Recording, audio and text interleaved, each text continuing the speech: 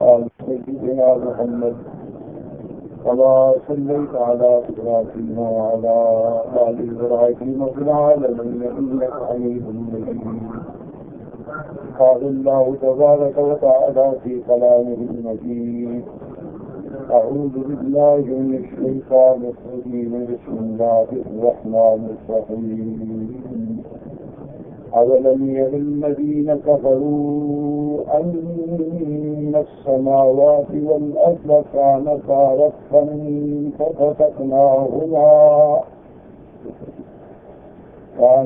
رتقا ففتقناهما وجعلنا من الماء كل شيء حي أفلا يؤمنون. وجعلنا في الأرض رواسي أن تميد بهم وجعلنا فيها فجاجا سبلا لعلهم يهتدون. وجعلنا السماء سقفا محفوظا وهم عن آياتها معرضون. وهو الذي خلق الليل والنهار والشمس والقمر كل في فلك يسبحون. وما جعلنا لبشر من قبلك الخلد أفإن مت فهم خالدون.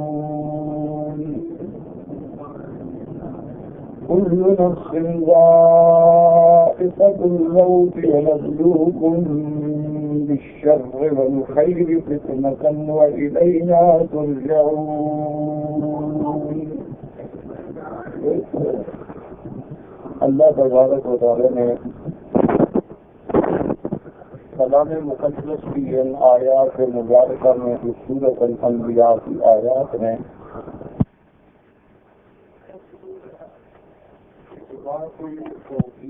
اور رد علی المشرکین، کیونکہ اللہ تبارک و تعالی کی ذات جو ہے وہ بلند و بالا ہے، کوئی دنیا کی آنکھ اس کو دیکھ نہیں سکتی. جب ایک ایسی ذات پر ہمارا ایمان ہے جس کو ہم دیکھ نہیں سکتے،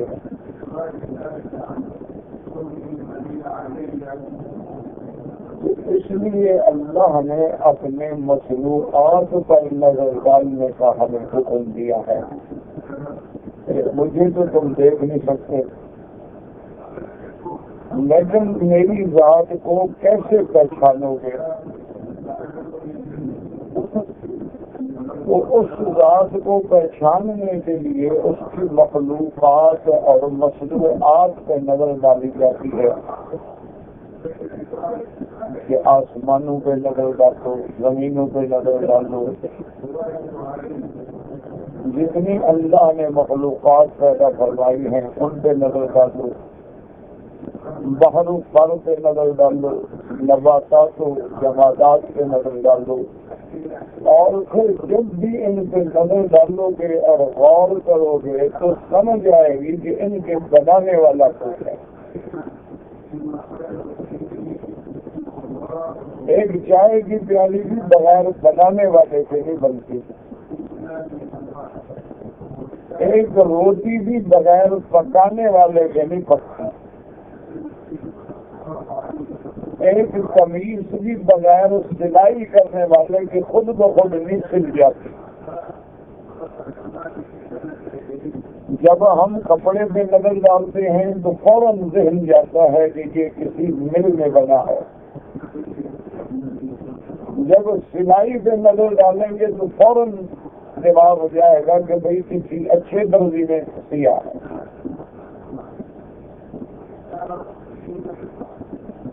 تو ہر چیز جو ہے وہ اپنے سامنے پہ دلالت کرتی. جیسے کہ امام راضی نے رحمت اللہ علیہ جو بڑے عالم بھی تھے، مفسر بھی تھے اور معقولات کے بھی امام تھے، اللہ نے ان کو معقولات کا بھی بہت بڑا حصہ عطا فرمایا. وہ فرماتے ہیں کہ ایک بڑھیا عورت میں ایک دیہات میں میرا گزر ہوا، بہت ہی بوڑھی سی عورت تھی اور چرخے پہ بیٹھی تھی اور اپنا چرخا کھا گئی۔ مجھے ویسے خیال آ گیا، میں گیا، میں نے سلام کیا، ساتھ بیٹھ گیا اور میں نے پوچھا اما تم کون ہو؟ مسلمان ہو؟ کس مذہب سے؟ کہا بیٹا میں مسلمان ہوں۔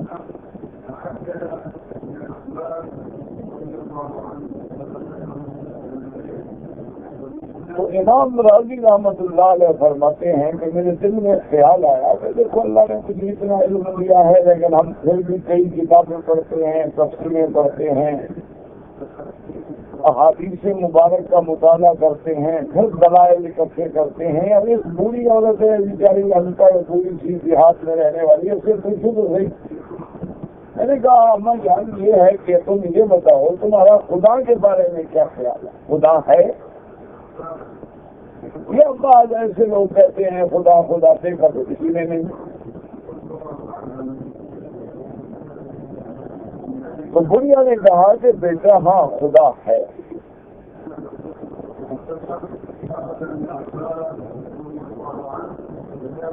میں نے کہا کہ اما جان آپ تو یہ بتائیں کہ خدا ہے لیکن کوئی چیز ہو نظر تو آئے نا، کعبۃ اللہ ہے نظر آ رہا ہے، لیکن ہم سب کا ایمان ہے کہ خدا ہے، لیکن اللہ کو نظر نہیں آتا، کوئی دیکھ نہیں سکتا، کوئی آنکھ احاطہ نہیں کر سکتی، تو تمہیں کیسے پتا ہے کہ خدا ہے؟ انہوں نے کہا بیٹا اور تو میں پڑھی لکھی تو ہوں نہیں، میں تو دیہات کی ایک بڑھیا عورت ہوں، جاہل عورت ہوں، کسی چرخے سے میں نے سمجھا ہے کہ خدا ہے۔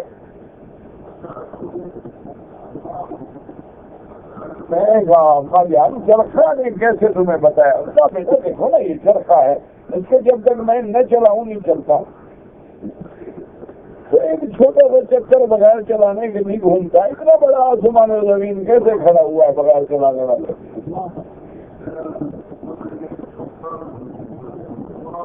مجھے بھی چرخے سے سبق ملا ہے کہ خدا ہے، کہ یہ چرخا ہے بھی چھوٹا سا چرخا ہے، دھاگا کاٹتے ہیں ہم، اگر میں نہیں لاؤں تو رک گیا، تو اگر خدا نہ ہو تو سورج رک جائے، آسمان رک جائے، زمین رک جائے، نظام تھم جائے اور دنیا برباد ہو جائے، تو کوئی ان کو چلانے والا ہے نا آخر جو چلا رہا ہے۔ تو حضرت امام راضی فرماتے ہیں مجھے بڑی خوشی ہوئی کہ دیکھو ایک بڑھیا ہے انپڑھ ہے لیکن دلیل بڑی مضبوط ہے۔ میں نے کہا اچھا امن یعنی یہ بتاؤ خدا ایک ہے یا دو ہے؟ یہ تو بات بن گئی، یقین ہو گیا کہ خدا تو ہے، اس کے بغیر تو کام گاڑی نہیں چلتی، لیکن پتہ نہیں دو ہوں۔ انہوں نے کہا کہ نہیں خدا ہے اور ہے بھی ایک،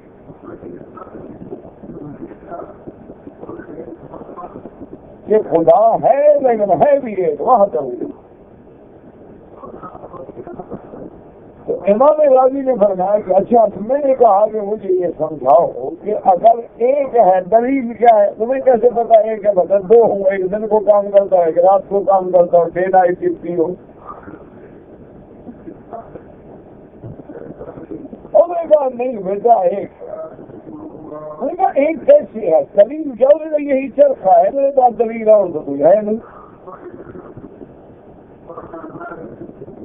میں نے کہا چرخے سے کیسے پتہ چلا خدا ایک ہے؟ انہوں نے کہا دیکھو ایک عورت میں چلا رہی، اگر ہم دو ہوں، ایک ادھر چلائے ایک ادھر چلائے، چرخا ٹوٹ جائے گا، چلے گا تو نہیں۔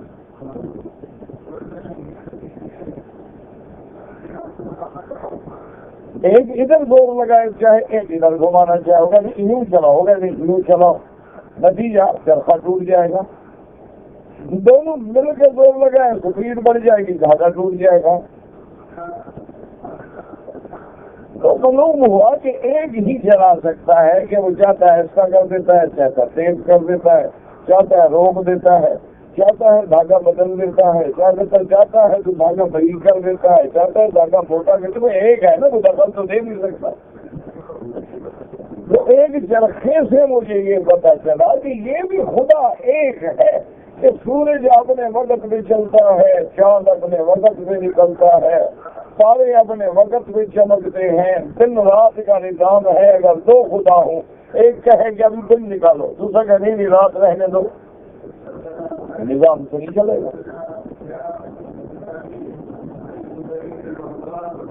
تو اس لیے علماء فرماتے ہیں کہ جب تم مصنوعات پر نظر ڈالو گے تو خدا سمجھ آئے گا، خدا کو دیکھ تو سکتے نہیں۔ اسی لیے امام راضی رحمت اللہ علیہ فرماتے ہیں کہ میں بڑا خوش ہوا کہ الحمدللہ ایک دنیا ہے، جاہل ہے، دیہاتی ہے، لیکن اللہ پر دیکھو کیسی مضبوط دلیل ہے۔ دیکھیں میں سڑک پہ آیا، میں نے دیکھا کہ ایک بدو ہے، اس کے پیچھے اونٹوں کی قطار آ رہی ہے اور مہار اس کے کندھے پہ ہے، لکڑی ہاتھ میں ہے، گنگناتا ہوا آگے آگے چل رہا ہے۔ میں نے روکا، ہو گیا، جب میرے گاؤں میں ہونے کا مسلمان ہوں۔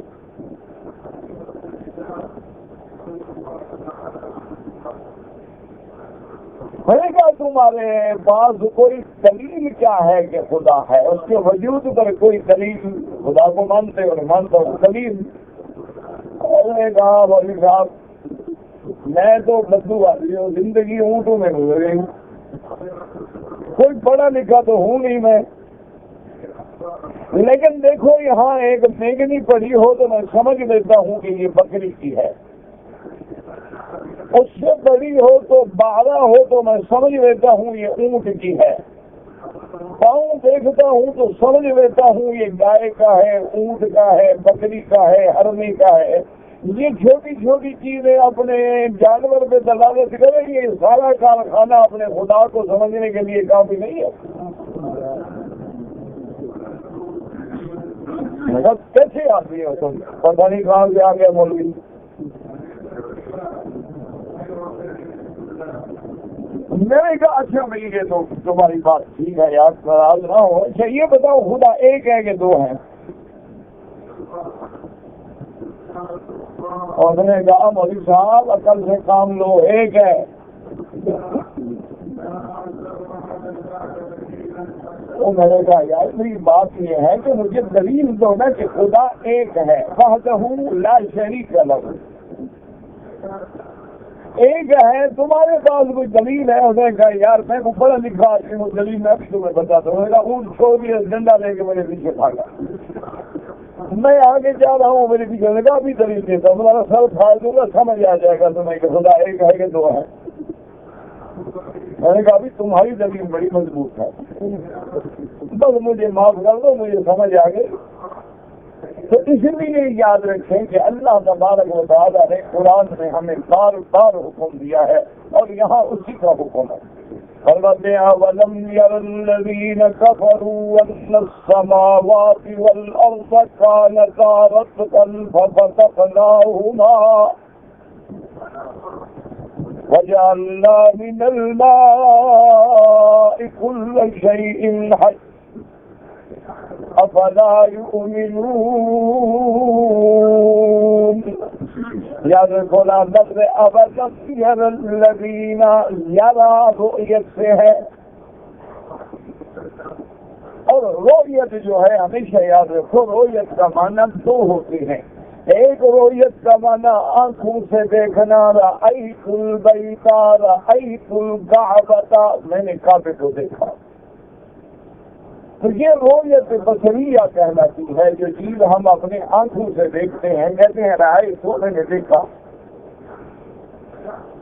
اور ایک لفظ رائے تو ہوتا ہے، رؤیت ہوتی ہے، لیکن دیکھنا مراد نہیں ہوتا، علم مراد ہوتا ہے کہ میں نے جان لیا ہے،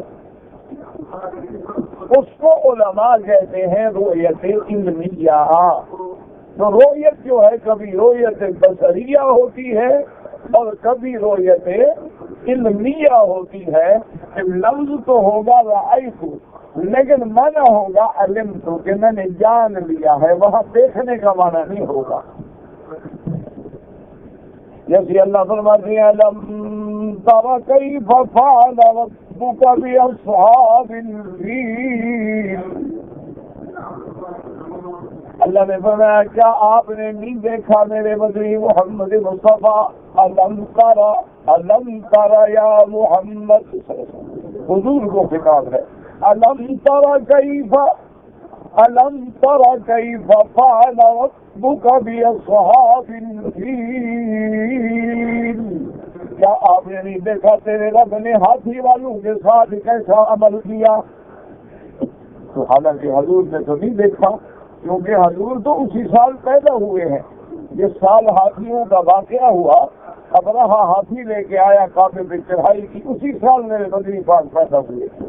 بولی تو سمتل فیل، اس لیے عرب کہتے تھے، عربوں کے پاس تاریخ نہیں ہوتی تھی لکھی ہوئی، وہ بڑے بڑے واقع بھائی حضور کب پیدا ہونے کا، بھائی جب وہ ہاتھی آئے تھے سمتل فیل، جس سال ہاتھی آئے نا اسی سال حضور پیدا ہوئے. تو حضور تو سب پیدا ہو رہے ہیں. تو اللہ فرماتے ہیں کیا آپ نے نہیں دیکھا؟ تو حضرت نے تو نہیں دیکھا. وہاں کیا مانا ہوگا؟ الم ترى کیف فعل الم تعلم. میرا مدنی کیا آپ کو یہ بات نہیں پہنچی، آپ کے علم میں یہ بات نہیں آئی کہ کیف فعل ربك بأصحاب الفیل؟ تو وہاں رویت سے مراد علم ہے. اچھا، علم کی جگہ پر علم تعلم بھی خدا کہہ سکتے تھے، لیکن نہیں فرمایا تعلم، فرمایا علم ترى. وجہ یہ ہے کہ جو واقعہ اتنی مشہور ہو جائے کہ گویا آنکھوں کے سامنے ہے تو وہاں یہ لفظ استعمال ہوتا ہے. یہ واقعہ اتنا مشہور ہے کہ مکے والوں نے تو کبھی ہاتھی بیچاروں نے دیکھا ہی نہیں تھا نا. لیکن یہ تو ہاتھیوں کا آنا ہے ایک بڑی بات تھی. وہ تو ہاتھی دیکھ کر ڈر گیا، پہاڑوں پہ چڑھ گیا بیچارے کہ یہ کیا بنا آ گئی ہے. تو یہ واقعہ ایسے مشہور تھا گویا آنکھوں کے سامنے ہے. آدمی کوئی خطرناک منظر دیکھے تو کہتے ہیں یار کیا پوچھ رہے، میرے تو بالکل آنکھوں کے سامنے ابھی سامنے کھڑا ہوا ہے. تو حالانکہ وہ سامنے تو نہیں ہوتا، لیکن اتنا مشاہدہ ہو چکا ہوتا ہے کہ گویا وہ رائے العین ہوتی ہے. اس لیے اللہ فرماتے ہیں میرا مدنی یہ کافر ألم تر الذي ألم ير الذي أولم ير الذين كفروا أن السماوات والأرض كانتا رتقا ففتقناهما وجعلنا من الماء كل شيء حي افلا یؤمنون. تو اس میں رویت بصری بھی ہے اور علمی بھی ہے. بعض چیزیں ہیں جو ہم دیکھ سکتے ہیں اور بعض چیزیں ہیں جن کو استدلال سے سمجھ سکتے ہیں. اللہ نے فرمایا ہے کیا کافر آسمانوں پہ نظر نہیں ڈالتے؟ کیا یہ زمین جس پہ زندگی گزار رہے ہیں اس کو نہیں دیکھتے؟ جس زمین پہ ان نے گھر بنایا ہوا ہے، زمین پہ چلتے ہیں، کھیتی باڑی سارا جہان، اس پر ان نے کبھی نظر نہیں ڈالی. اسی لیے اللہ نے دلائل پر توجہ دی کہ ان مصنوعات ہیں كانتا رتقا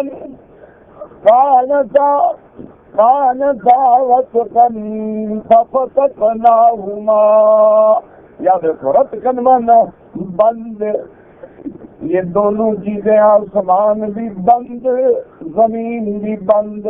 فتقناهما، فتقنا کا مانا کھول دینا. کیا یہ نہیں دیکھتے کہ آسمان بھی بند تھے، زمینیں بھی بند تھی، میں نے کھول دی، ہم نے کھول دی. تو رتقن کا مانا بند اور فتقنا کا مانا کھولنا، اسے کیا برا ہے؟ حضرت عبداللہ ابن عمر بیٹھے تھے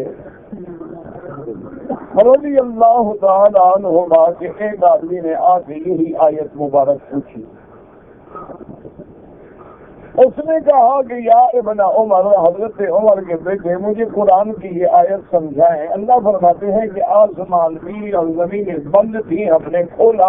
تو یہ رتقن فتقناہما مجھے سمجھ نہیں آیا، کیا بند تھی کیا کھولا؟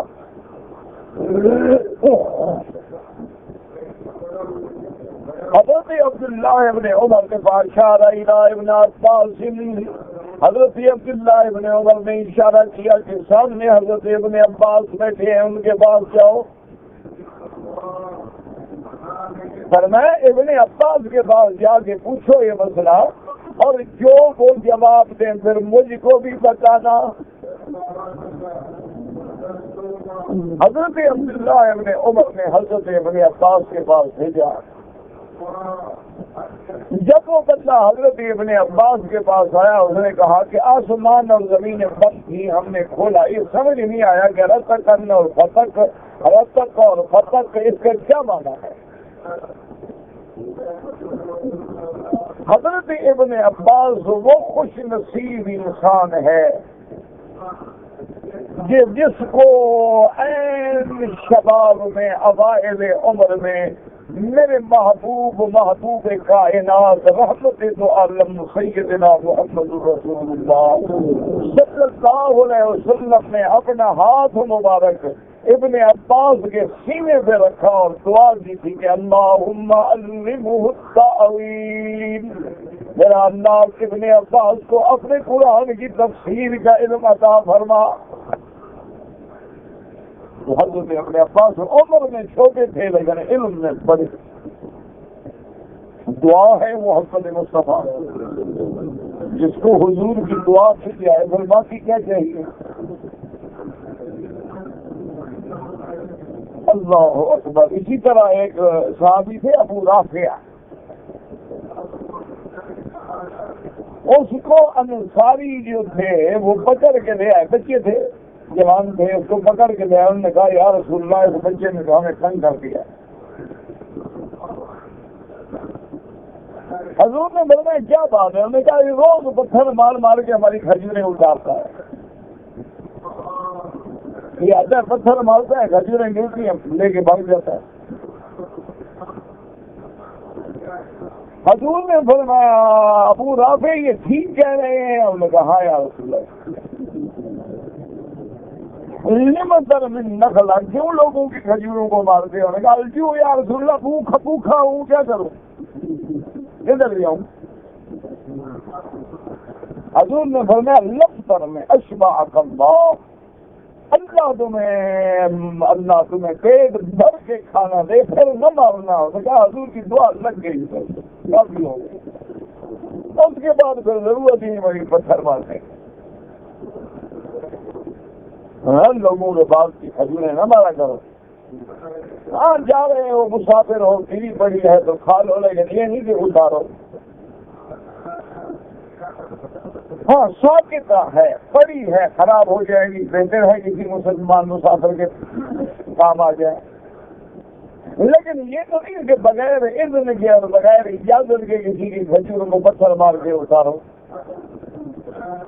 اسی لیے فقہا نے یہ بھی مسئلہ لکھا ہے کہ کبھی اگر باغ میں جائے آدمی تو کیا وہ کھا سکتا ہے باغ کا پھل بغیر اجازت کے.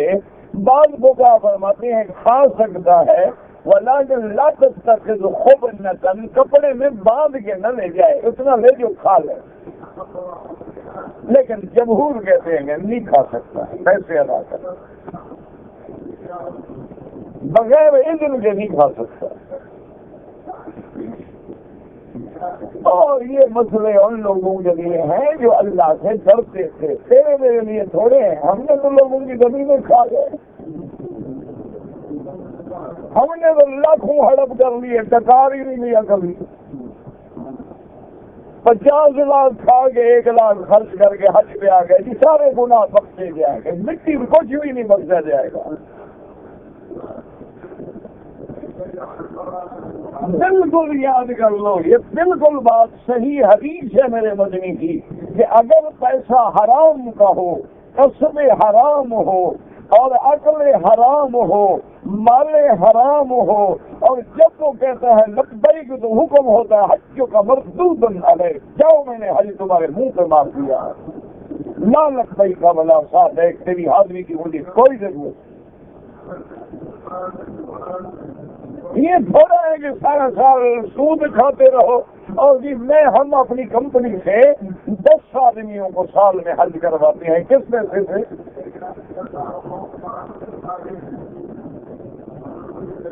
یہ دیکھا نہیں ہے ماشاء اللہ, باہر حج کے گلے میں آپ دیکھیں گے انشاءاللہ ایک ڈبہ ہوگا, بینک کی طرف سے ایک چھتری پکڑوا دیں گے، ڈبہ پکڑا دیں گے کہ کعبۃ اللہ میں بھی اس سودی ادارے کا ایجنٹ بن کے پھرتا رہے۔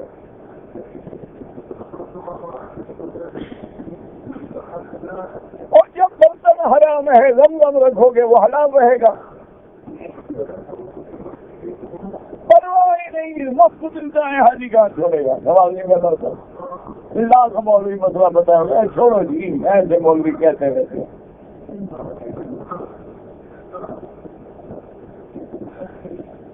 یاد رکھو حج پہ آئے ہو، ایک ایک پیسے کا خیال کرو، ایک ایک دھیلے کا خیال کرو، ساتھیوں کے ساتھ روٹی کھاؤ، کھانا کھاؤ، چیز خریدو، ایک ایک دھیلے کا حساب کرو کہ کہیں کسی حرام کی وجہ سے خدا اپنے دروازے سے محروم نہ لوٹا دے۔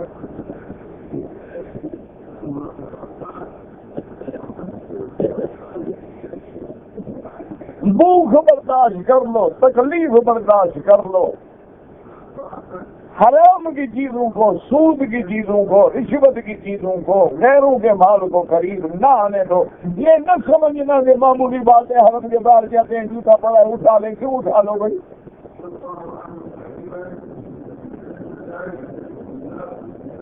ایک اللہ والے نے مکان کرائے پہ دیا ہوا تھا، خط لکھ رہے تھے، اس دور میں آپ کو پتا ہے کہ یہ قلمیں تو ہوتی نہیں تھی، نہ پین ہوتے تھے، نہ قلمیں ہوتی تھی، نہ پنسلیں ہوتی تھی، کانے کی قلم ہوتی تھی اور سیاہی جو ہے پانی ڈال کے بناتے تھے، اس سے ڈبو ڈبو کے لکھتے تھے۔ تو سیاہی کو خشک کرنے کے لیے کمرے کی دیوار پرانی تھی، مٹی گر رہی تھی، تھوڑی سی مٹی اٹھا کے اس کاغذ پہ ڈال دی تو سیاہی خشک ہو جائے، خوب سے اڑا دیتے تھے۔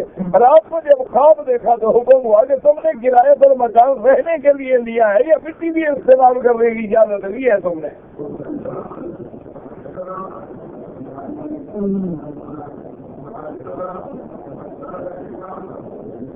اسی وقت توبہ کی اور صبح جا کے مالک کے مکان سے معافی مانگی، اس نے کہا کوئی بات نہیں، لے لے، کوئی بات نہیں۔ حضرت حاجی امداد اللہ رحمۃ اللہ علیہ کے بارے میں آتا ہے، ہم نے تو زیارت نہیں کی، وہ بڑے بڑے علماء ان کے مرید تھے اور بڑے اللہ والے تھے، وہ بعض مسائل میں ان سے اختلاف بھی ہے علماء کو۔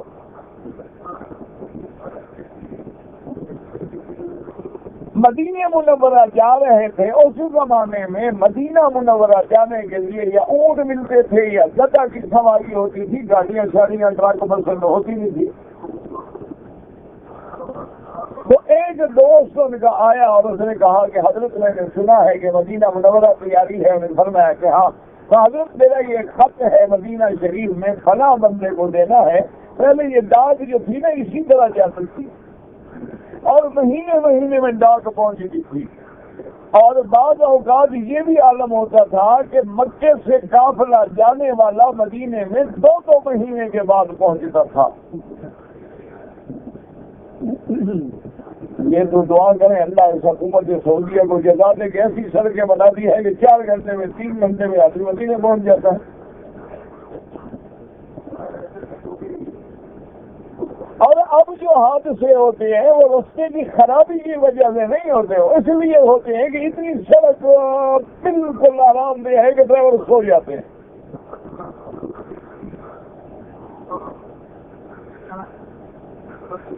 کیونکہ یہاں سے آپ بیٹھے نا، یقین کریں وہاں تک آپ کو کسی گیئر بدلنے کی ضرورت بھی نہیں پڑے گی، ایک دفعہ لگا دیا بس جا رہے ہیں۔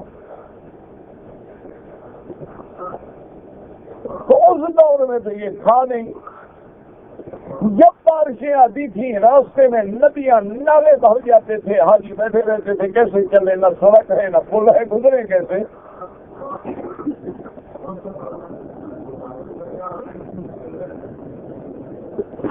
دو مہینے کے بعد آدمی کا قافلہ پہنچتا تھا مدینہ منورہ۔ تو انہوں نے حضرت کو خط دیا کہ حضرت یہ خط پہنچانا ہے، اگر تکلیف نہ ہو اور برا نہ سمجھیں۔ آپ نے بتایا نہیں کوئی بری بات نہیں، لیکن ٹھہر جاؤ، اونٹ میرا تیار ہے، ابھی ہم جانے والے ہیں، وہ بدو کام پہ گیا ہے، ذرا اونٹ والا بدو آ جائے۔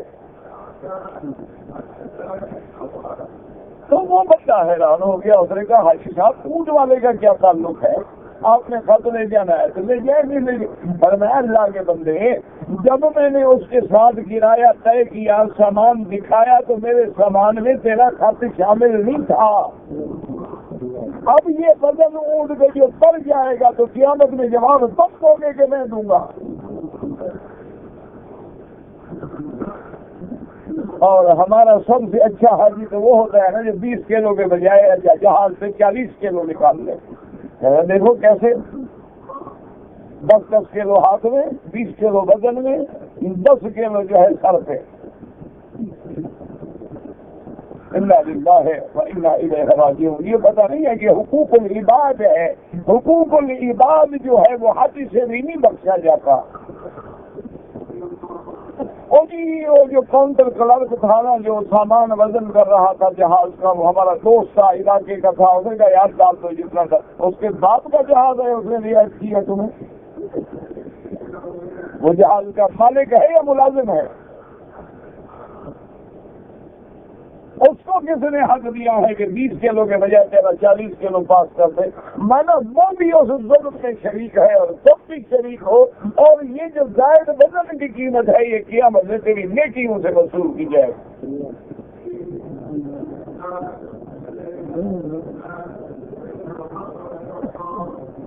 میرا بھائی حج پہ آئے ہو، اللہ نے مکہ اور مدینہ کی نعمت نصیب فرمائی ہے، اپنے اعمال میں، افعال میں، عادات میں، کردار میں، عقائد میں تبدیلی لاؤ۔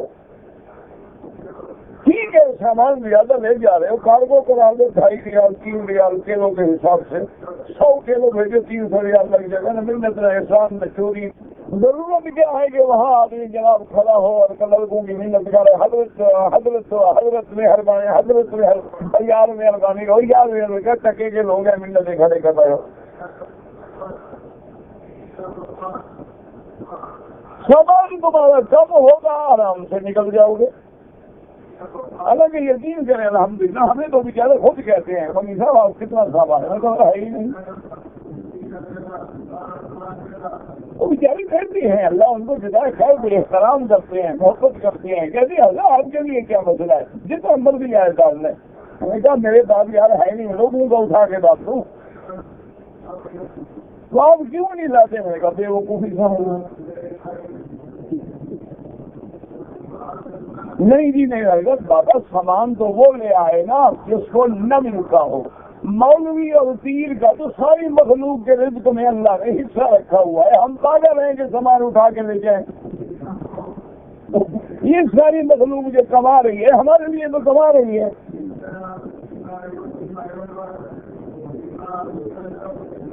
تو پھر ہمیں سامان اٹھانے کی کیا ضرورت ہے؟ میں ایک جھوٹا خواب سنا تو پیسہ ہی پیسہ۔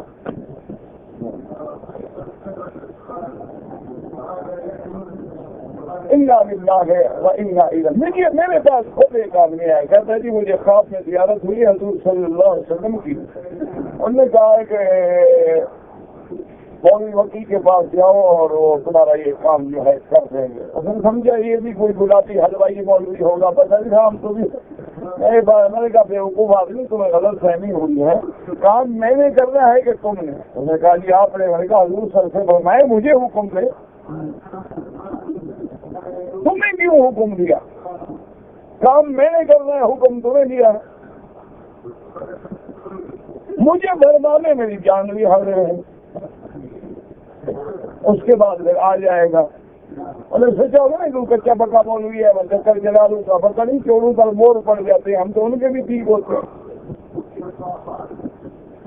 تو ہم ان جھوٹے موٹے پیروں کے چکر میں تھوڑا آتے ہیں، ہم تو ان کو خود سیدھا کرتے ہیں، تو ہم ان کی باتیں کیسے مان لیں گے؟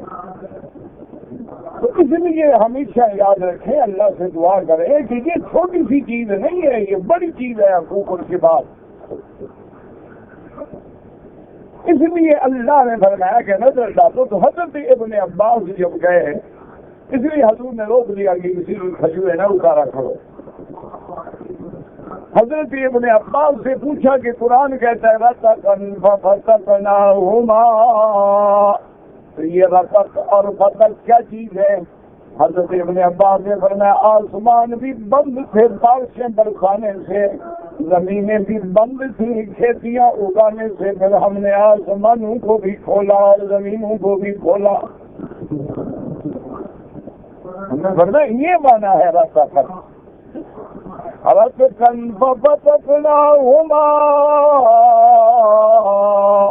آسمان بھی بند تھے. وانزلنا من السماء ماء مبارکا، پھر ہم نے آسمانوں سے برکت والا پانی اتارا اور پھر ہم نے زمینوں کو زندگی بخشی. هو الذي يرسل الرياح بشرا بين يدي رحمته حتى إذا أقلت سحابا ثقالا سقناه إلى بلد ميت فأحيينا به الأرض بعد موتها. اللہ فرماتے ہیں پہلے ہم خوشخبری دینے والی ٹھنڈی ٹھنڈی ہوائیں چلاتے ہیں، آدمی خوش ہوتے ہیں بارش آ رہی ہے، پھر وہ ہوائیں بادلوں کو دھکیلتے چلاتے چلاتے وہاں لے جاتی ہیں جہاں میرا حکم ہوتا ہے. اور جب زمینیں مردہ ہو جائیں تو میں بارشیں برسا کے زندہ کر دیتا ہوں. اور یاد رکھو جب دل مردہ ہو جائے تو قرآن کی بارش سے زندہ ہوتی ہے. وہ بدعات سے زندہ نہیں ہوتے، وہ الف لیلہ سے زندہ نہیں ہوتے، وہ کسی دیوان سے زندہ نہیں ہوتے، کسی ہیر رانجھا سے زندہ نہیں ہوتے، کسی کتابوں سے زندہ نہیں، کسی سسی فنون مہیوال سے زندہ نہیں، وہ اللہ کے قرآن سے. اللہ کا قرآن بھی رحمت، میرے مدنی کا وجود بھی رحمت، میرے کعبہ بھی رحمت، میرا رب بھی ارحم الراحمین. اس لیے ہمیشہ یاد رکھیں. تو حضرت ابن عباس سے واپس آئے، حضرت ابن عبداللہ ابن عمر کے پاس، انہوں نے فرمایا ما قال ابن عباس سے، حضرت ابن عباس نے کیا فرمایا؟ میں نے عرض کیا حضرت نے یہ فرمایا. کہتے ہیں الحمدللہ میں تو سمجھتا تھا کہ ابن عباس قرآن کی تفسیر میں جرأت کرتا ہے، لیکن آج مجھے پتہ لگ گیا کہ باقی اللہ نے ابن عباس کو قرآن کا علم عطا فرمایا ہے. اس لیے آیا ففتقناهما،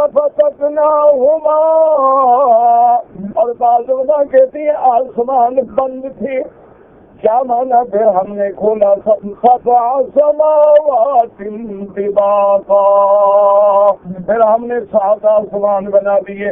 زمینیں بھی بند تھی. ومن الارض مثلهم، پھر ہم نے زمینیں بھی 7 بنا دی کہ ایک زمین کے نیچے زمین ہے.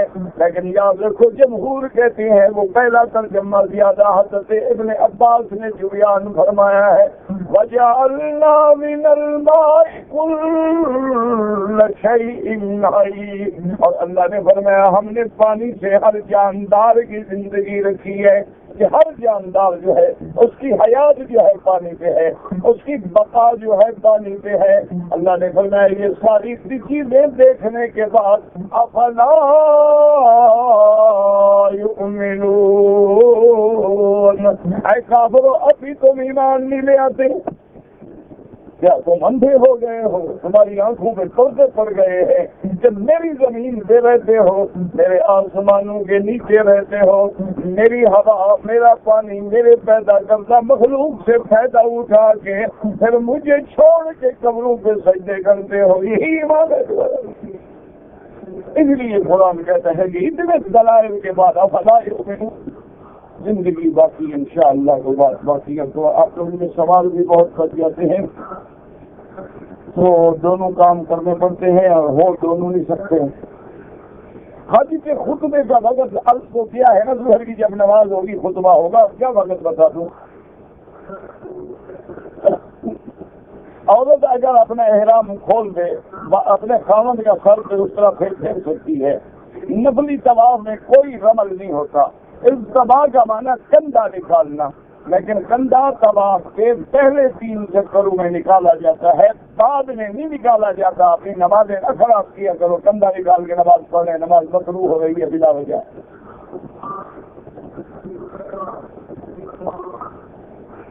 میں شعبان میں آیا تھا، پھر مکے میں رہ گیا. اب آپ کے لیے افضل ہے حج افراد، حج مفرد کریں.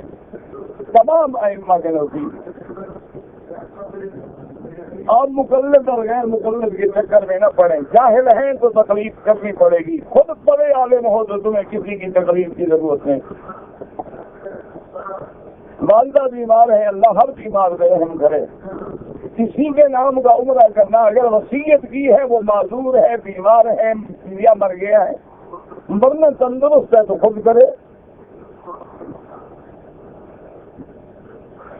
ایک مرتبہ ہاں رکوع میں اگر ایک تسبیح کی قدر بھی مل جائے, سبحان ربی العظیم, رکوع ٹھیک ہو جائے گا. اگر ایک آدمی نے 14 چکر کٹھے لگا لیے, ایک طواف ہوگا. 7 چکر ختم کر کے دوسرے کے لیے دوبارہ نیت کر کے شروع کرو. یہ نہیں کہ ایسے 21 چکر لگا لو تو 3 ہو جائیں گے. اگر ایک آدمی نے 3 طواف کیے ہیں, بعد میں 2 کر کے رکعت نماز پڑھ لے. داماد کے بھائی کے ساتھ حج کیا ہے, وہ محرم نہیں ہے. ایک عورت نے اپنی بہن اور بہنوئی کے ہمراہ حج کیا ہے, وہ بھی محرم نہیں بنتا ہے. جنازے کی نماز میں اپنی زبان میں دعا کریں, بالکل نہیں. عربی زبان میں نہ آتی ہو تو بس اللہم اغفر اللہم اغفر اللہم اغفر کہتے رہو, دعا یاد کرو. میں رمضان میں یہاں آیا ہوں, مجھ پہ حج فرض نہیں ہے. میں اگر حج بدل کروں, پہلے اپنا تو کرو.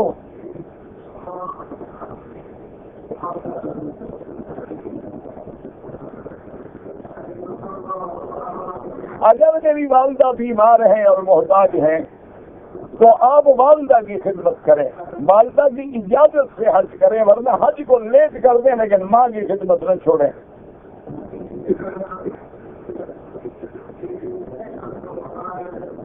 کہتے ہیں کہ میں ایک لڑکی سے نکاح کرنا چاہتا ہوں, کیا میں دعا کر سکتا ہوں؟ کیوں نہیں کر سکتے؟ کر سکتے ہوں. دیکھو میں 5 سال سے کر رہا ہوں, ابھی تک نہیں منظور ہوئی.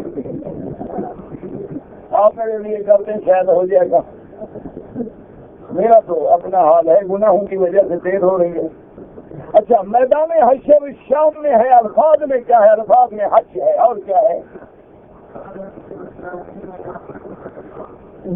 رکن یمانی یمن کی جانب ہے, اور یہاں پر ہاتھ لگانا سنت ہے, اور دعا مانگ بسم اللہ اللہ اکبر وللہ الحمد اللہم انی اسألک العفو والعافیہ ربنا آتنا.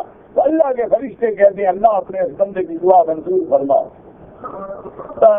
تہجد کی نماز گھر میں پڑھیں تو افضل, ہاں گھر میں پڑھیں تو افضل ہے.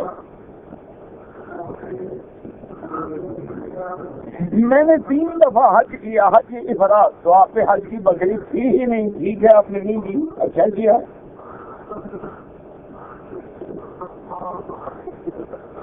میں مکہ شریف میں رہتا ہوں 3 سال سے, اب میں مدینہ شریف جانا چاہتا ہوں. میرا بھائی اگر کوئی کام نہیں ہے, کام ہو تو پھر گنجائش نکل آتی ہے, ورنہ اگر ویسے جانا چاہتے ہو تو واپسی پہ عمرہ کرنا ضروری ہے.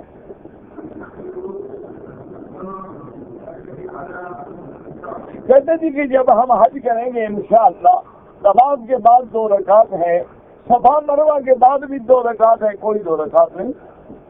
اور بعض کتابوں نے لکھا ہے کہ مستحب ہے کہ شکر کرے کہ اللہ نے مجھے عمرہ نصیب کر دیا, لیکن کوئی حکم نہیں ہے. کہتے جی کہ ہم حرم کے اندر ڈیوٹی کرتے ہیں, ہمارے جوتے لوگ لے جاتے ہیں, تو ہم کیا کریں؟ آپ اپنے آپ حرم میں ڈیوٹی کرتے ہو, اپنے جوتوں کو کسی تھیلی میں بند کر کے کسی جگہ محفوظ رکھ دو, کوئی نہیں لے جائے گا. ویسے ایک میرے استاد تھے, انہوں نے ایک وظیفہ بتلایا تھا, اگر ہو سکے تو کر دیکھو عمل کوئی بھی. وہ کہتے تھے کہ جب جوتا رکھو نا تو وہی کہہ دو کہ اللہ میاں یہ چور پر حلال ہے. اچھا, میں نے پوچھا تھا, میں نے کہا حضرت ایسے کیا ہوگا؟ انہوں نے کہا تم تجربہ کرو. اچھا, میں جب کرتا ہوں تو جوتا کوئی نہیں اٹھاتا. میں نے پوچھا حضرت کیسے؟ نے کہا چور حرام کھا سکتا ہے, حلال کھا ہی نہیں سکتا. تو ہم نے جب حلال کر دیا تو حلال اس کو ہضم ہی نہیں ہوتا. طریقہ ہے, اللہ عالم, کر دیکھو. کہتے جی کہ میں نے پہلے حج کیا ہے, شمال میں عمرہ کیا ہے, حج کا بھی ارادہ ہے، جدہ میں رہتا ہوں، حج کا احرام جدہ سے باندھو، مکہ میں رہتا ہوں اور حج تمتع کرنا چاہتا ہوں، مکے میں رہنے والے کے لیے حج افراد افضل ہے چاروں ائمہ کے نزدیک۔ اگر میں نے حج کیا ہوا ہے لیکن اس سال حج کا ارادہ نہیں ہے اور اب ان مہینوں میں عمرہ کر لوں، بالکل کریں، کوئی منع نہیں۔ گائے میں 7 آدمی حصے دار، بھینس میں 7، اونٹ میں 7، بکری میں 1، دمبے میں 1۔ لائف انشورنس کرانا بالکل حرام ہے، جوا بھی ہے اور سود بھی ہے۔ میں نے ابھی صفا مروا نہیں دوڑا تھا کہ بیوی کے بال پہلے کاٹ دیے، دم پڑ گئی۔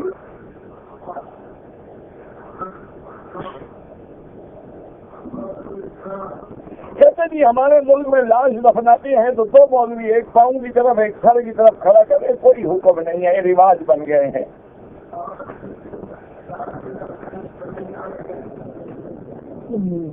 میرا بھائی نماز قضا ہو گئی مثلاً، تو جب تمہاری فجر کو آنکھ کھلی فوراً ادا کرو، یہ نہیں کہ اگلے صبح انتظار کرو۔ نماز جنازہ میں 1 سلام پھیرو تو جائز ہیں، 2 پھیرو تو جائز ہیں۔ امام ابو حنیفہ رحمۃ اللہ علیہ کے نزدیک 2 سلام ہیں اور امام احمد بن حنبل رحمۃ اللہ علیہ کے نزدیک 1 سلام ہے۔ ویسے سیدھی بات ہے، جتنا گول ڈالو گے اتنا میٹھا ہوگا، جتنا لفظ بڑھے گا ثواب بڑھے گا کہ کم ہوگا۔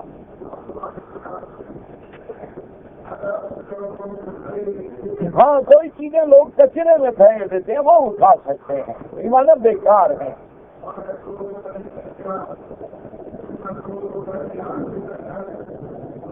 کہتے جی کہ اسلام میں 4 شادیوں کی اجازت ہے، بالکل یہ تو قرآن کا مسئلہ ہے۔ بعض لوگ مخالفت کرتے ہیں، وہ جاہل ہیں، اللہ ان کو ہدایت دے۔ اسلام میں 4 بیویوں کی اجازت ہے، لیکن شرط ہے کہ عدل کرو، اور اللہ نے تمہیں توفیق بھی دی ہو 4 بیویوں میں عدل کرنے کی۔ عدل کسی چیز میں، حقوق میں، نفقے میں، رہائش میں، کھانے میں، پینے میں، کپڑے میں، ہر چیز میں۔ باقی محبت میں عدل نہیں ہو سکتا کیونکہ وہ اللہ کے ہاتھ میں ہے۔ اس لیے حضور فرماتے ہیں اللہم انی اعظم فیما املک، کہ یا اللہ میں اپنی بیویوں میں عدل کرتا ہوں لیکن جو میرے ہاتھ میں ہے، لیکن میرا دل اگر کسی کی طرف زیادہ مائل ہے وہ تو میرے ہاتھ میں ہے، اس میں عدل کیسے کر سکتا ہوں؟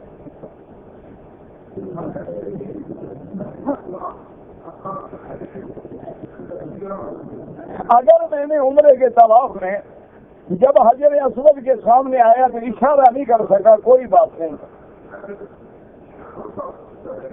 کوئی خلش نہیں، اشارہ ہو گیا الحمدللہ، نہیں ہوا الحمدللہ۔ بچی ہو یا بچہ ہو، پیدائش کے 7ویں دن عقیقہ کریں، لڑکا ہو تو 2 بکرے یا 2 دمبے، لڑکی ہو تو 1 بکرا یا 1 دمبا۔ کسی کے تو فیل مانگنے کی اجازت شریعت میں نہیں ہے۔ سارا قرآن دیکھ لو، اللہ نے کہا مجھ سے براہ راست مانگو، ربنا آتنا، ربنا ظلمنا، ربنا لا تزغ قلوبنا، ربنا لا تؤاخذنا۔ سارا قرآن بھرا ہوا ہے جس میں ہزاروں دعائیں اللہ نے سکھلائی ہیں۔ کسی ایک دعا میں بھی فرما دیتے ہیں نا کہ کسی کے واسطے سے دعا مانگو۔ ساری حضور کی امت کے لیے 1 عمرہ کریں، نہیں 1 آدمی کے لیے، تندرست آدمی کے لیے کوئی عمرہ نہیں۔ دعا کرو اللہ اس کو خود نصیب کرے۔ بہرحال آپ نے رمضان کے بعد عمرہ نہیں کیا تو حج افراد ہوگا۔ حجر اسود پہ بڑی بھیڑ ہو جاتی ہے، لوگ لڑتے ہیں، اللہ ہدایت سے۔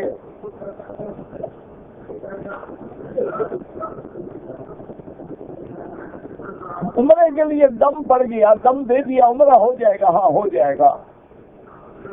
اگر اپنے والد کے لیے عمرہ کروں بالکل جائز ہے، ضرور کریں۔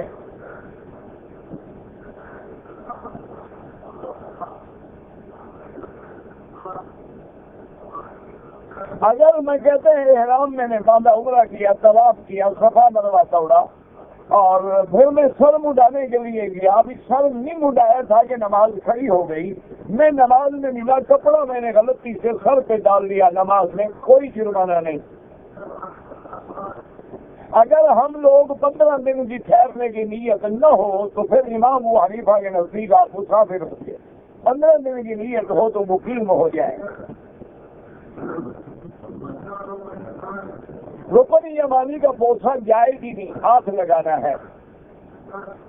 طواف کے دوران ادھر رخ نہ کریں، ایسے چلیں جیسے چلا جاتا ہے۔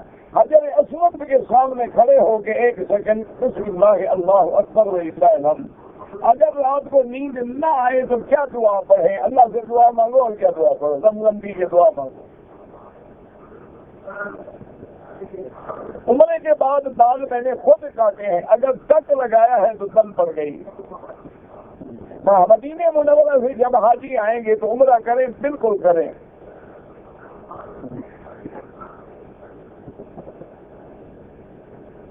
لیز پر یعنی پیسے نقد دے کے گھر لینا، یہ پالیسی مجھے پوری دکھے تب میں بتا سکتا ہوں۔ آج کل کے دور میں غلام خریدے جاتے ہیں، غلام ہے ہی نہیں تو خریدے کیا جائیں گے؟ جو ہمارے رشتے دار فوت ہو گئے ان کے لیے عمرہ کریں، بالکل کریں۔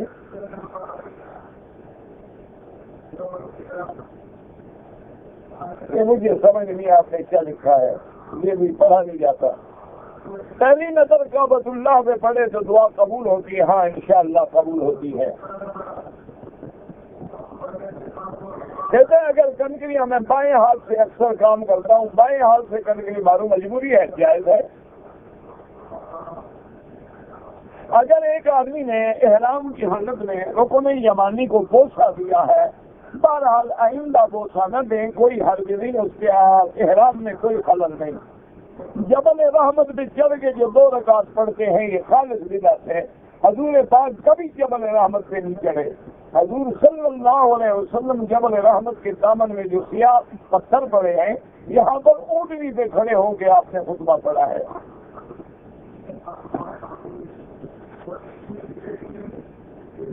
کہتے ہیں کہ بعض حضرات کہتے ہیں کہ انبیاء قبر میں زندہ، بالکل زندہ ہے، سنتے ہیں، بالکل سنتے ہیں۔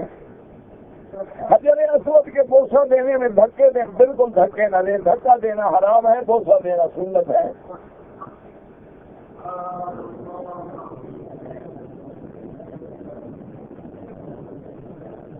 اگر آپ کا ایک بیٹا ہے، بھائی کی بیٹی ہے، وہ نہیں راضی تو بالکل کیا حق ہے آپ کا؟ کوئی حق نہیں۔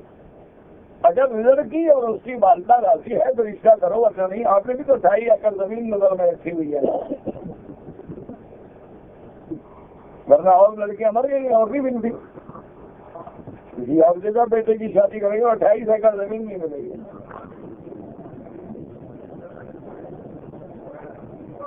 نماز پڑھتے ہوئے نظر سجدے کی جگہ پہ ہو،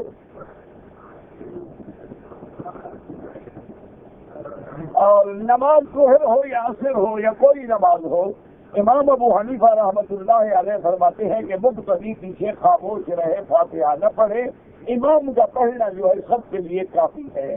اور امام احمد بن حنبل رحمۃ اللہ علیہ فرماتے ہیں کہ اگر امام قرآن پڑھ رہا ہے اور تم سن رہے ہو تو نہ پڑھو، اور اگر امام سیدھی نماز ہے تو پیچھے پڑھ سکتے ہو۔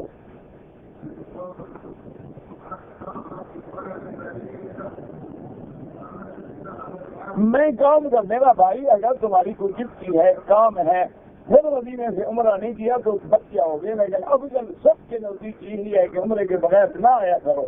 مکے میں رہنے والوں کے لیے حج افراد ہوتا ہے۔ عزیزیہ میں اگر ہم نماز پڑھیں، پورے حج حرم میں جہاں نماز پڑھو 1 کا لاکھ ملے گا۔ لوگ نماز میں سینے پہ ہاتھ باندھنے جائز ہے، ناف پہ باندھنے جائز ہے، ناف سے نیچے باندھنے جائز ہے۔ یہ تو ساری اللہ نے ہمارے لیے آسانی پیدا کی ہے، رحمت کی ہے، جھگڑے کیوں بناتے ہو اس کو؟ اب ایک آدمی کا پیٹ بڑا ہو وہ کہاں ہاتھ باندھے گا؟ ایک کا قد چھوٹا ہو، یہ رحمت ہے، کیوں اس کو جھگڑے بناتے ہو؟ جہاں باندھے گا نماز ہو جائے گی۔ جھگڑا اس سے کرو جو بدبخت پڑتا ہی نہیں۔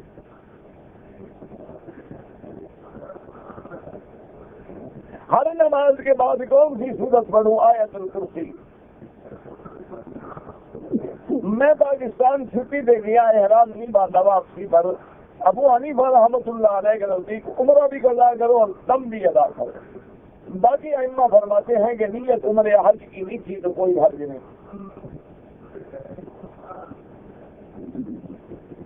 کہتے ہیں جی کہ مسلم شریف اور ابو داؤد شریف ترمذی میں لکھا ہے کہ طواف کے بعد مقام ابراہیم پر رکعت پڑھو، تو آپ لوگ مسلم شریف کا حوالہ نہیں دیتے ہیں۔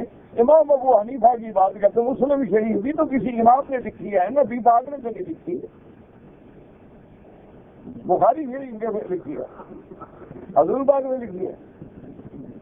تو امام بخاری نے حدیثیں جمع فرمائی ہیں، وہ صحیح مسلم امام مسلم نے جمع فرمائی ہے۔ اسی طرح فقہ کے مسئلے امام ابو حنیفہ، امام احمد بن حنبل، امام مالک، امام شافعی نے جمع فرمائے ہیں۔ جب ان کتابوں کا نام لیں گے تو محدثین کا لیں گے، ان کا لیں گے تو فقہاء کا نام لیں گے۔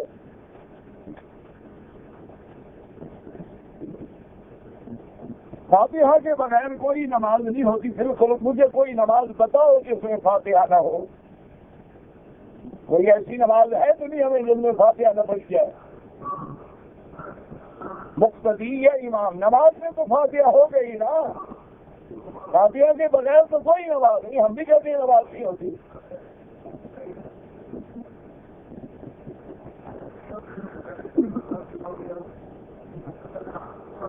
بھائی دونوں طرف سلام پھیرنا بھی حدیث میں جائز ہے اور جنازے میں ایک طرف بھی جائز ہے۔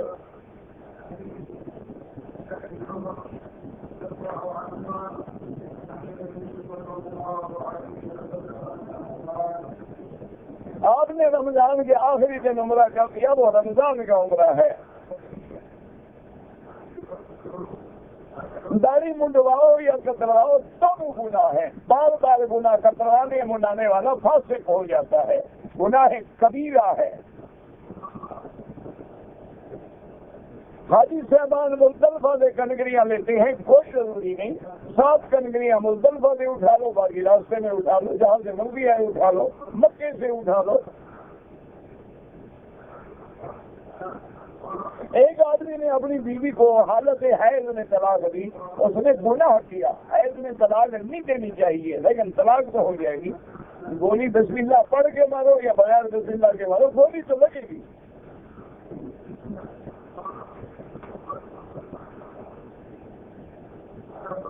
حضرت صدیق کو غار کے اندر سانپ نے کاٹا تھا، بعض روایات میں ہے، کوئی صحت پہ نہیں پہنچی۔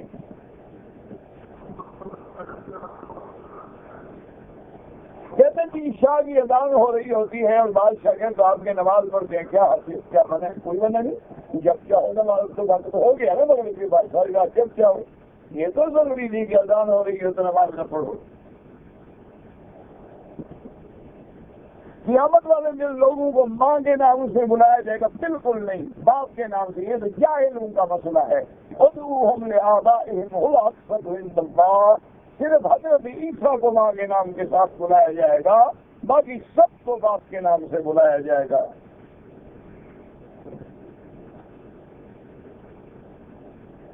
میں نے پاکستان سے جہاز کی روانگی سے 1 گھنٹہ پہلے احرام باندھا، لیکن شلوار جو ہے یاد نہیں رہا کھولنا، نکالنا، جتنے میں نکالا خیر میرے کوئی نہیں، ٹھیک ہو گیا میرا۔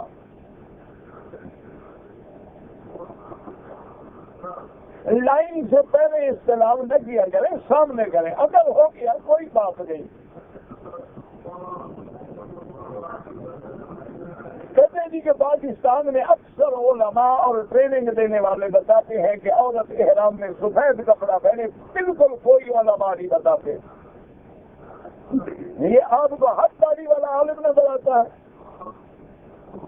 کسی عالم نے کبھی نہیں بتایا ہوگا، مجھے کسی کی کتاب میں دکھا دو۔ عورت کے لیے تو کوئی احرام ہوتا ہی نہیں، کس احرام کا کپڑا؟ عورت جو لباس پہنے ہوئے ہیں وہی احرام ہے۔ یہ رومال باندھنا اور پٹی باندھنا اور سفید گھنٹہ لگانا کس نے کہا ہے؟ یہ تو بالکل بدعت ہے، ناجائز ہے باندھنا۔ یہ تو اس لیے باندھا جاتا ہے کہ بال نہ کھلے، لوگوں کی نظر نہ پڑے، احتیاط ہے۔ بال میری بیٹیاں جو ہیں اسی کے اوپر مسا کرتی رہتی ہے، نماز کی نہیں ہوتی۔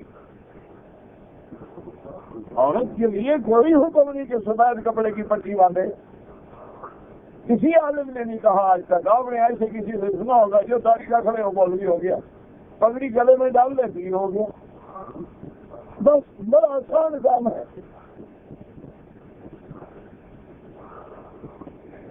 ہم شمیسی میں رہنا ہے اور حج کرتے ہیں وہیں سے احرام باندھیں گے.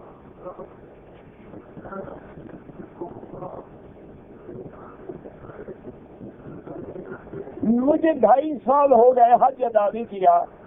اب حج ادا کرنے کا اجازت نہیں دیتا ہے. کیوں نہیں دیتا ہے؟ اجازت نہیں دیتا ہے. باقی سارے دن جو آپ جو ہے کفیل کے بالکل پکڑے ہوئے ساتھ بیٹھے ہوئے ہیں. بچوں والی بات کرتے ہیں.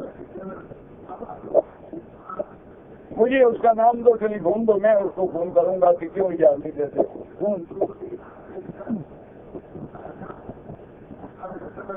اگر کوئی سے احرام باندھا ہے، شلوار نہیں اتارا، لیکن جب یاد آ گیا اتار دیا. اگر پورے عمرے میں بالکل نہیں اتارا تو دم پڑ گیا. اب اس کا جواب تو میرا بھائی میں نہیں دے سکتا ہوں. کتنا کون پڑے رہے پہلے 2 رات سے پڑھتا رہا ہوں، لوگ کھڑے رہے، میں سوال کرتا رہا. ارک والی مہندی استعمال کر سکتے ہیں. مجھے کیا پتا ارک والی مہندی کیا ہوتی ہے؟ کیا کلے پر کالا ٹیکا لگا سکتے ہیں؟ اچھا یہ جو ٹیکا داغ لگاتے ہیں بالکل نہیں، ہندو کی رسمیں ہیں. اگر جنازے کی دعا یاد نہ ہو، جتنا یاد ہے اللہم اغفر ہو، اللہم اغفر ہو، اللہم اغفر ہو، بس اسے مانگتے رہو.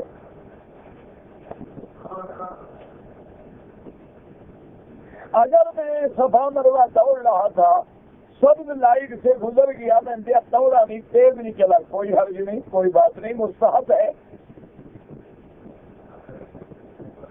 رکوع میں جانے سے نماز ہو جاتی ہے، بالکل رکعت ہو جاتی ہے. من ادرک الرکوع فقد ادرک الرکعہ. یہی تو ہے نا. جب رکعت مل گئی فاتحہ تو پڑھی نہیں، بغیر فاتحہ کی نماز کیسے ہو گئی؟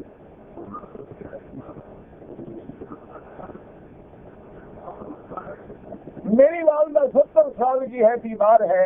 کون سا حج کرنا چاہیے؟ حج افراد کریں اگر آپ یہاں رہتے ہیں. اگر ایک ساتھ 21 چکر نہیں، ایسا نہ کرو میرا بھائی. 7 چکروں پہ طواف مکمل ہو گیا. اب پھر حجر اسود کے سامنے آ کے دوسرے طواف کی نیت کرو. اسی طرح پھر تیسرے کی نیت کرو. بعد میں 2 رکعت کر سکتے ہو، لیکن افضل یہ ہے کہ ہر طواف کے بعد 2 رکعت پڑھ کے پھر دوسرا طواف شروع کرو.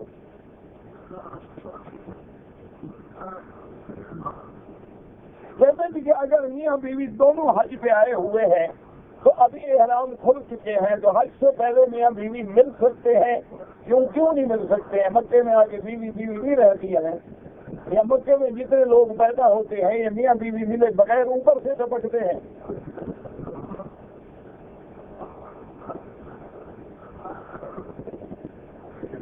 اگر ایک آدمی حج سے 10 دن پہلے آیا ہے طائف سے، اس کو احرام طائف سے باندھنا چاہیے تھا، ورنہ دم پڑ جائے گی. تمتع والوں کے لیے کوئی طواف قدوم نہیں ہوتا. آپ نے عمرہ کر لیا، احرام کھول لیا، یہی تمتع ہے. مینا کے اندر جب ہم 10 تاریخ کو آئیں گے تو پہلے بڑے شیطان کو 7 کنکریاں ماریں گے. پہلے کو، درمیانے کو نہیں ماریں گے. سب سے آخری جو بڑا جمرہ ہے اس پہ 7 کنکریاں ماریں گے.